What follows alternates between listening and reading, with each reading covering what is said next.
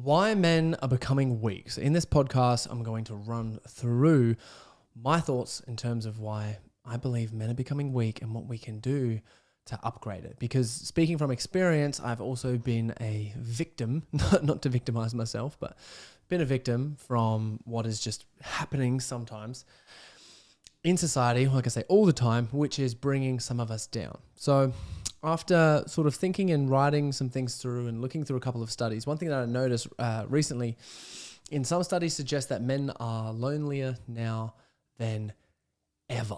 And the study showed as men got older, they essentially lost all of their friends as they started to become dads, as they started to progress throughout their careers, as they started to remove themselves from their friend groups or notice that their other friends started, fading away from each other, which ended up preventing men from feeling connected and increased levels of anxiety, increased levels of depression, which I find super frustrating, right? It's like super frustrating for me because I don't wish that on myself and I don't want that to be the reality and the case. So essentially, I think we end up feeling so lonely and we end up wanting to sing together with men, challenge each other and to feel challenged and to understand our own identity through being validated through other men for positive things and being acknowledged and celebrated for the things that we achieved, not just in our day-to-day relationships or in our intimate relationships,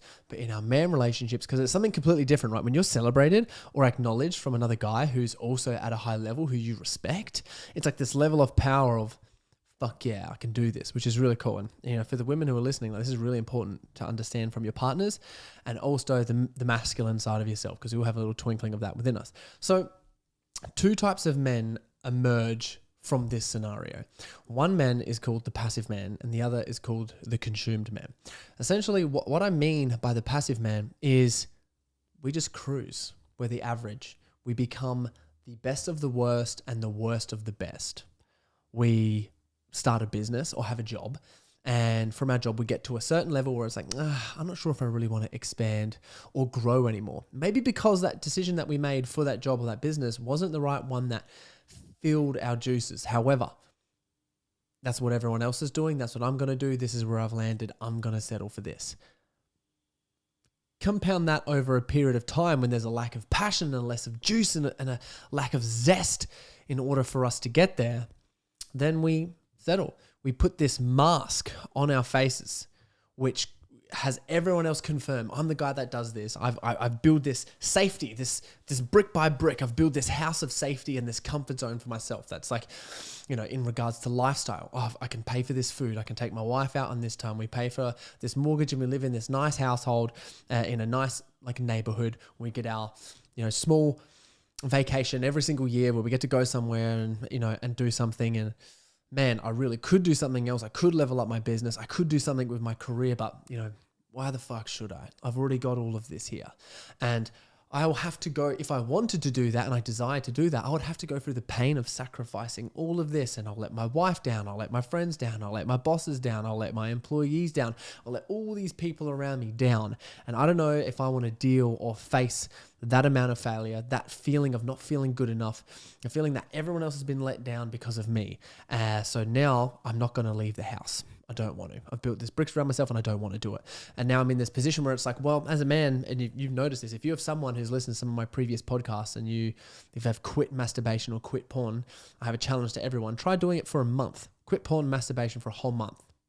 We see people in our community, like set standard community, get filled with this power, this passion, this rush, this energy and a rage that they've never experienced before. And all men have that. And I believe when we sustain from that over a period of time, as we start to recognize how powerful we truly are. And if we've created this house around ourselves and that power starts to leak in, we'll look for ways to distract and avoid it. We'll distract it in porn, we'll distract it in video games, we'll distract it in just catching up with the same old friends as much as we can. We'll get distracted in, a hobby like golf. And instead of playing golf seriously, it's just like, why are you playing golf all the damn time? Like, what are you trying to avoid? Oh, something's happened to go play golf. Something's happened to do this, whatever it is there to avoid whatever responsibilities that we ought to be facing and that we ought to move towards. And all of that can numb us and settle us down enough so that we feel comfortable enough to go kick back at the end of the day, put our hands back. oh, I'll just stay inside this house. Fuck that. I don't want that scenario at all. And I can like let you know, I have been there before. I've been in that position where I've just been cruising. I was working with my dad and I thought that was going to be forever. Hated it. And that was a tradie job, blue collar work. Culture there, terrible, disgusting, didn't like it, especially from what I experienced. Old man in those days wasn't man enough to, I believe, have really good leadership. He is now because he had to face his own demons at the time. Love my dad now. He's the best. Just full disclosure. I love my dad. He is transformed with me. It's been amazing. The second part to that is I've also worked in white collar and I saw what everyone else was doing. Trapped. They've been working at the same company for 50, 60 years. And like, I'm not 50 years, sorry, like 20 to 30 years. I'm like, wow, you guys never grow. They've been sitting at a level getting paid at a certain rate for the entire year with no growth. Their lifestyle hasn't changed. Their pay has hardly changed. Their freedom hasn't changed. They've been doing the same old thing. No growth. And for me, I thought, oh my goodness, is this as if this is a thing. And it is, and it's passive. And that can also cause so much friction within a relationship. Person want to withdraw, can't be bothered to do that. Oh, my wife's thinking about leaving me. Like, I got no time for the kids or this stuff. Or maybe sometimes it's too much time for the kids and not enough time on yourself. And you just self-sacrifice instead. It's like, you know what, I'm going to make my kids the mission and just spend all my time doing absolutely everything that I can for them and sacrifice everything and don't do it myself. And then start harboring resentment to everyone else 5-10 years down the track because you've forgotten or lost who you are. That is the road of the passive man. The second is the consumed man. And the consumed man is someone who's experienced some sort of rock bottom, whether it be bank account hit zero, gamble all your money away, all the drugs in the world, all the women in the world, had your heart absolutely trodden on, broke on, squished and shattered. You loved someone so much and they fucking betrayed you. You had enough of them and you couldn't deal with it in the relationship. And from there, and instead of, taking the passive route, you've just gone into the, I'm going to crush this route. And you get consumed with work, consumed on, I'm just going to crush this one thing and smash it. Now, and you start achieving money and start achieving success and you start achieving all these things. If I was that person if I had to choose which one I'd rather be, it'd definitely be the consumed man because the person with a little bit more power, I believe, has more opportunities than the passive man. But both situations, this is what happens in the consumed man. I wouldn't recommend either or of them, but most of us are in here. So every dollar that we make ends up becoming some sort of validation to validate ourselves. Like, I'm a man, I am awesome, I can get this done because of the money that I make, because of the business that I have, because of all these things. Forget my past, forget all the drugs, forget the alcohol, forget when I hit rock bottom in the zero. Let's not process or focus on any of that. Let's just crush this. And you become a consumer with it. Someone tries to connect with you. Heart's not open. You get told you're the person who you're not really an emotional guy. I'd like to come for you for some support because most of the time you'd get in a role model position if you're this person, but no one can connect with you. And you hear that and you don't feel any emotions and people talk about emotions like, this is so hard. How can I not feel these emotions? And you're someone who may harbor a lot of anger or resentment and you're proud to wear that anger. That's when you're happy to be angry. Angry feels cool. Angry feels good. I'm going to be angry. I'm going to show them. I'm going to show these people. I'm going to teach them a lesson. Now, if you're that person, teach them a lesson. And if you're a girl and you get into a relationship with a guy that is I'm going to teach you a lesson, run for the hills. Run for the hills and don't come back. Because if you have that sort of position and you're a guy, understanding that is your ego.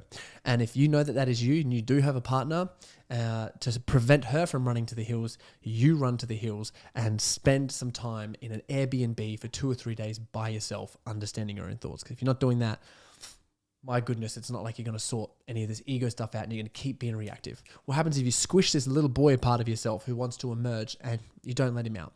And if he doesn't get let out and you haven't got control of him and you haven't nourished him in a way where he needs to be nourished, then that's all it becomes. And that's the 10, 15, 20 years down the track, only to realize that, I'm still lonely.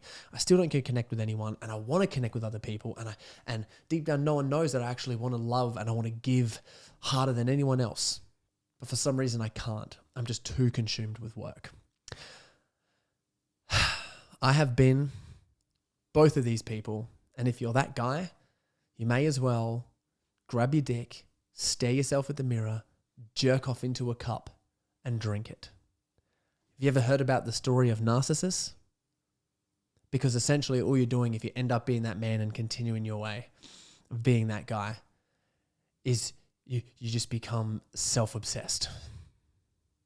And if you're not going to have a partner and it looks like you haven't got the skills or whatever it is to hold down a relationship, you feel like your relationship's rocky and you know you end up and you're going to be by yourself and you're happy with that. Some people swallow that pill of actually being happy with that. And you may as well get really good at jacking off. So, which is really sad. And I'm not saying that lightly either. Like that can be, quite confronting to hear, but that's essentially what we're doing. And the missing link in this situations of like the passive man and the consumed man and us wanting to be the ideal man is healthy masculinity and healthy role models. The reason that this wasn't here and we didn't have this is as we were children, we had our privacy invaded most of the time by our parents in some way or some shape or form, which looks like, no, you do this, do it now, have this thing, sort it out, blah, blah, blah, blah, do this. I don't want to do this, do it now, do as you're told, all of that. When we have our privacy invaded, we end up getting our privacy invaded so much and so often and so regularly that we just become like, oh, okay, I'm getting like invaded to that. And I have to please my parents in order to get love. Little to know that we've actually just parked a demon behind our brains that wants to come out, wants to express, but doesn't know how. I asked a question to someone in our community not too long ago. I was like, when did you stop letting your lion roar? When did you stop allowing your lion to roar? And it's coming up a lot in relationships because I believe all women are lionesses and men can either be a lion with a roar or a zebra. I learned this from a billionaire. I loved the concept of it. And you got to choose to allow yourself to roar, except we haven't learned how to roar in a healthy way because there's no role models there. And we get confused. We think, well, our dad was our role model. No, through all myth and hero stories and tales, the father doesn't represent our hero. He doesn't represent our role model. He doesn't represent our mentor. Because what happens is by the time we hit like a teenager level, we've already learned everything that our fathers can teach us. We've modeled it. We've understand it. All our conditioning and our patterns come from them. And if we want to transcend our fathers, and I believe all fathers want us to transcend them, I certainly have experienced that with my old man, and he could not be any prouder. He's a little bit jealous and a little bit annoyed, but so proud. And he tells me, and it's one of the best feelings that I've ever felt. And it's so amazing having that relationship with his dad. It's interesting when men really start leveling up, you notice that they start leveling up their fathers unconsciously. It's happened with like all of my one-on-one clients. It's insane. And when you understand that, okay, I've learned everything from my father, how do I surpass him? And it's like seeking out other mentors and heroes and role models. And you and your father may have the same mentors, role models, and heroes, and that's amazing. You both get to learn from them. But your goal is to transcend him. How are you supposed to transcend your old man or your father if you're only learning from him? Right? You can't. You have to learn from other people who have transcended your father and do that. Now, in order to find like role models and mentors, you're like, hey, what's a role model? What's a mentor, essentially? And it's essentially other people that inspire you. Friedrich Nietzsche had this definition of friendship: mutual inspiration. I inspire you, and that's why you want to hang out with me, and you inspire me, which is why I desire to hang out with you and spend time with you and cultivate our friendship and our relationship. Now, what happens is when some people start succeeding and doing really well is some people compare. And if you have a friend and you start comparing and they start succeeding really well and you see them as above you and you start projecting on them like your weakness or your trauma or shit, they're going to leave me, that act is uninspirational. That's going to make your friend feel uninspired and a lot more likely to distance themselves from you, even if it's unconsciously. And if you're the person who's growing and you notice that your friends aren't growing either and it's like not inspiring you, then that's your invitation to go meet other people, be inspired by other people and create new friendships. It's not illegal. It's not a bad thing if you create new friendships with people. It doesn't mean that you're letting your friends go. It's just creating an opportunity for them to come up by meeting other people. Make them feel so inspired that they have to come up. God knows it's happened with some of my friends and it feels freaking incredible, especially when you get to grow together. It's the best thing. And I think that's what men truly want. So the missing link there is honestly, I believe it's like some form of community. So step one in a guide and a handbook to become the best version of yourself and to become a better, high quality, high value man. Step one to become a high value man is get a community. Be around a community. You'd be like, well, like why? Well, if you're around people or you have a friendship with someone who starts succeeding and you're starting to feel jealous or comparing yourself and you're with the group of like men, they can all call you out on that. They'll be like, hey man, there's no reason to be jealous. Like celebrate him. Let's go. Like he's doing these things. There's no reason that you can't either. And we've all got your back. Hearing that reassurance is like, yeah, of course you do. What the hell? So sorry. Like, let's go. Focusing on your goals. Now you're inspiring each other.